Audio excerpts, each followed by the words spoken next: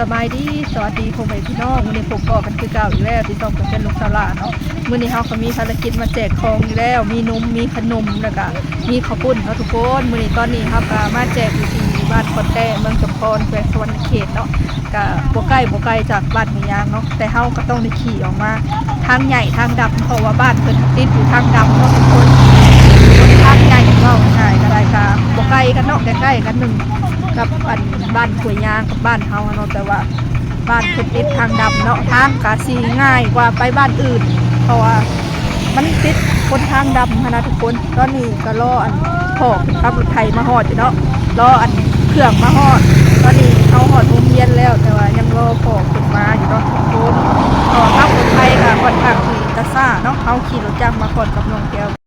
ด้านล่างนี่ก็จะเป็นโรงเรียนเนาะทุกคนเท่ากับมาก่อนกับน้องแคล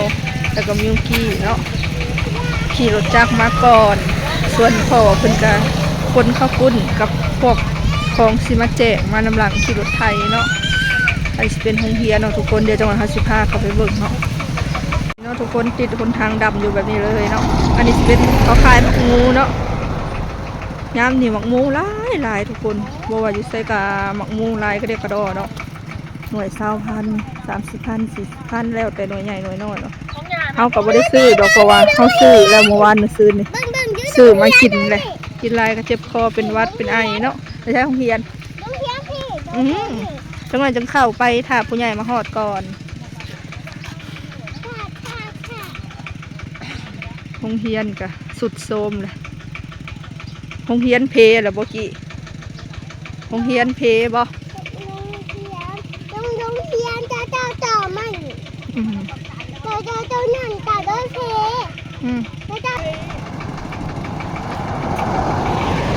ใครที่เข้ามาเบิ่งเลยก็ฝากเบิ่งโฆษณากดไลค์กดแชร์ให้เด้อพ่อแม่พี่น้องบ่ได้มีคลิปลงคู่มือก็จะเฝ้าลืมกันเนาะอย่าปากผู้รถผู้ใหญ่มาฮอดเลยผู้กำลังรถเขียว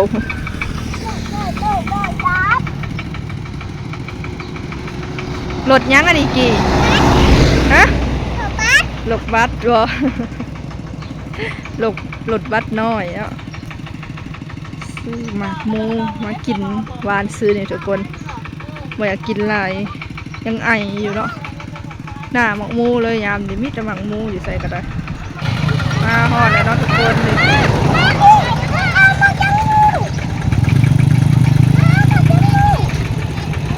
ไปกินกะแลมไปเอากะแลมเด้อขึ้นรถเอาไปแพ้เด้อไอ้ขึ้นเข้าในผู้ใดบัดนี้นะ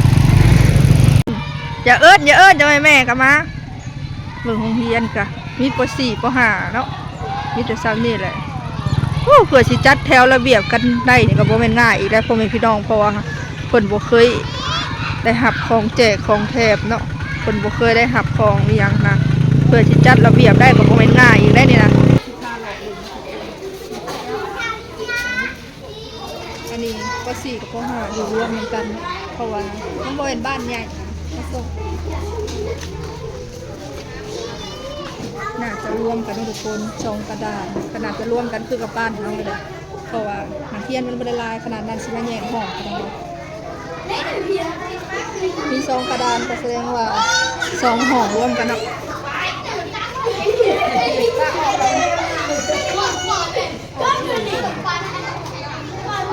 นี่ยังอันนี้คือว่าคนขยะนั่ง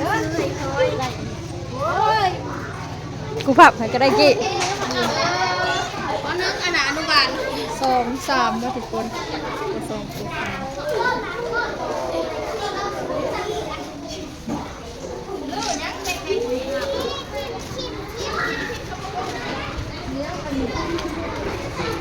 เอากับคนผู้ว่าอันนี้ห้องเดียวแต่ว่ามี3มันนั่นตัวนี้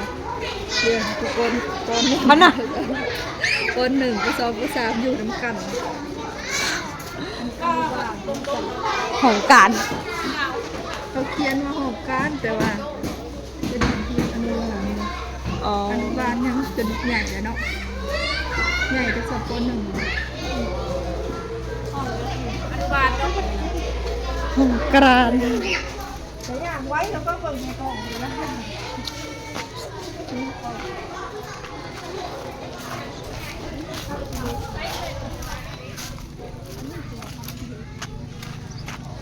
แบบพักขี้เล็กข้าวนี่เอาไปแกงนี่แซ่บได้พวกนี้พี่น้องดูหน้าโรงเรียนมีกบพักขี้เล็กเนาะกบพักขี้เล็กกำลังป่งโอ้พักขี้เล็กข้าวด้อยขึ้นได้เขาแบบเห็นอยู่เป็นพักขี้เล็กข้าวนะทุกคนเอาไปแกงกินนี่แซ่บ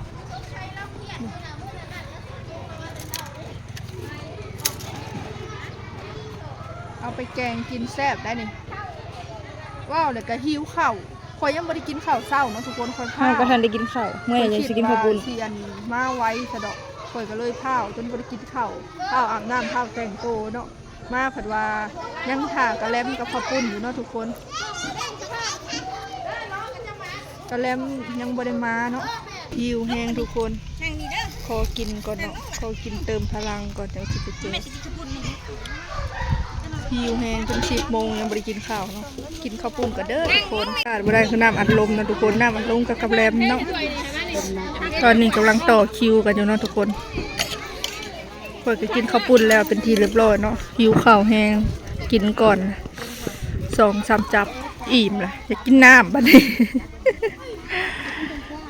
กินล่างน้ำเบาเล่าเนี่ยไปหลายคนกำลังเห็ดอยู่มีน้ำเนาะ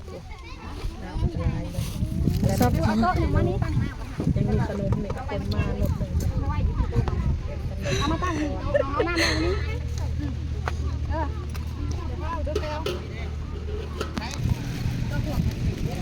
อันหนึ่งลูก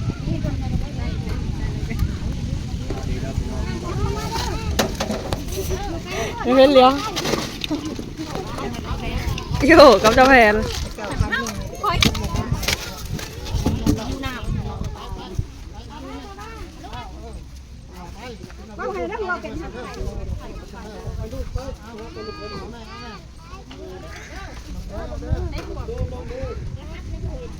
แต่หันกินแต่ห้องไม่กินเต็มที่กินเต็มที่ไปบ่พอมาเอาอีกมาไว้เลยไปบดแล้วก็มาเอาอีก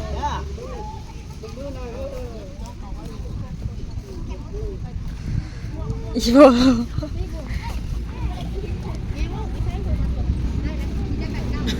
กินแล้วก็ได้แล้วก็ปลาแล้วบัด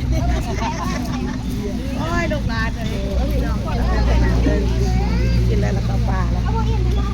ให้พวกอิ่มมาอีกเด้อกระแลมกระลายได้มื้อนี้น้ำกระลายให้เพชรเลยมาเอาน้ำไปสูตรเลยแหละพี่น้องเด้อว่าแซ่บแห้งคุณบ่พอแห้งบ่ได้ว้าวคุณโธ่ลูกชายเราหล่อเป็นยังนี่กินฮอดกันบ่ว้าวแล้วเนาะไปกันนะเป็นละครต้องบ่ได้เด้อต้องบอกว่านั่งกินอยู่ใช้ก็ได้เด้อลูกบ่อิ่มแล้วมาเอาไปนำใจผู้ไปคนนึงแซ่บเนาะคนว่าแซ่บเป็นลายๆนับเข้ามาหน่อยครับนี่ค่ะเสร็จปากนี่เข้าไปต่อคนละ2คนคนละ2คนเบิ่งน้ำกระปุ้นกระปุ้นอันตอนตักใส่ระวังเต้งน้ำกระปุ้น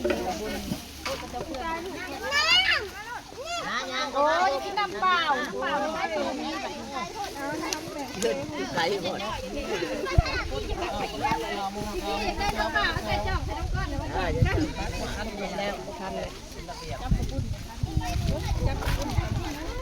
จับกระปุ้นกระปุ้น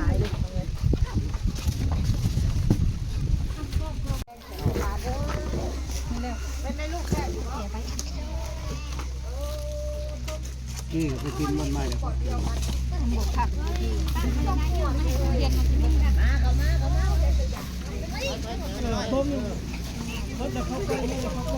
ขมูอิ่มมาเอาใหม่เด้อเนื้อกินเนื้อกินมาเอาอีกเอาทุกคนว่าเป็นเราเอาไหนรหัสเป็นเก้า เข้าไป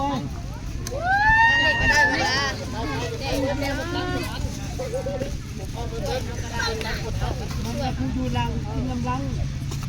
ไปซื้อก้อนมูไปอยู่ข้างหลัง ว่าได้กินได้กินได้กิน หมูอิ่มมาเพิ่มเด้อเป็นงานกับโบมา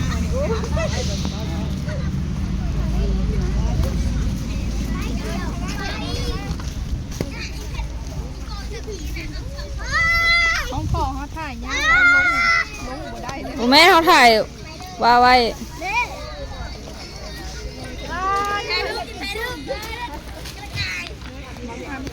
น้อยเดียวจับเดียว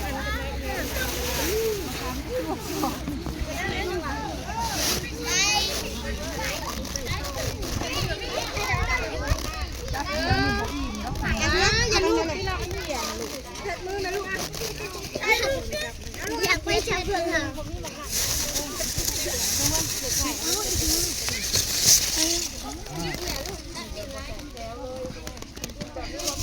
จะมาแจกน้ำต่อเนาะทุกคน ได้แล้วย่างออกไปก่อนบ่แล้วบ่อิ่มจังย่างเขามาใหม่เด้อ โอ้ยเป็นสีละวุ่นวายแบบนี้เนาะแจกน้ำก็ได้ คนยินทุกคนอยู่บนใหญ่จะดีมาเลี้ยงมานี่ แล้วทุกคน ขอให้เจ้าอยู่ดีมีแฮงเด้อให้รวยๆเฮงให้มาเลี้ยงน้องๆแบบนี้ตลอดไปขอบใจเด้อ ยกเพื่อนขอบคุณยกเพื่อน แล้วทุกคน มีข้าวปุ้น มีน้ำเคี่ยวน้ำแดงเนาะ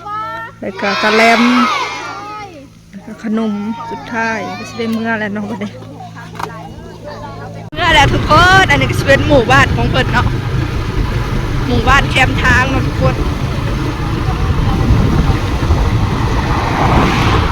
ก็ประมาณ4-5 กิโลนี่แหละเนาะหัวไก่บ้านเพิ่นกับบ้านข่อยห่างกันประมาณ4 กิโล 5 กิโลนี่แหละทางมันก็ขี่มาตามทางดำมันก็บ่ยากปานใดเที่ยงหิวข้าวจะสิตายบ้านขอบคุณเส้นขอบคุณมาครอบกับกระแลมเนาะเจ้าของกระแลมเพิ่นยังบ่ได้มาพ่อแม่พี่น้องหิวแฮงพอเรามาก็จะใส่ขอบคุณก่อนแล้วก็จะไปแจ